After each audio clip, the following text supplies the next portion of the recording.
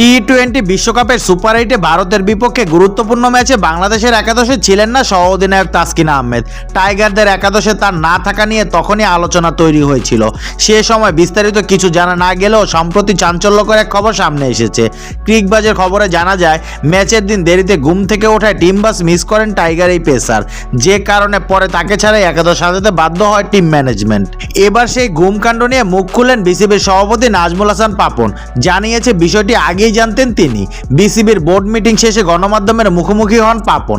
এরপর সেখানে এই নিয়ে তাৎক্ষণিক যোগাযোগ করেন বলে জানিয়েছে। তবে ঘুমকাণ্ড নিয়ে তিনি বিস্তারিত রিপোর্টের অপেক্ষায় আছে। পাপন বলেন, ভারতের ম্যাচের আগের দিন ঘুমের জন্য তাসকিন বাস মিসের একটা ঘটনা আমিও শুনেছি। আমি আরো আগেই শুনেছি। আমি যখন ভারতের বিপক্ষে একাদশে তাকে দেখলাম না, তখন আমি রাবিদ ইমামকে ফোন করি। এরপর সে জানালো তাসকিন টিম বাস মিস করেছে। তবে সে কেন আসেনি কিংবা ঘুমের কারণে কিনা সেটা রিপোর্ট এলে জানা যাবে। চাইলে আমি নিজেই তাকে সরাসরি প্রশ্ন করতে পারতাম, কিন্তু আমি করিনি, কারণ আমি রিপোর্টের অপেক্ষায় আছি।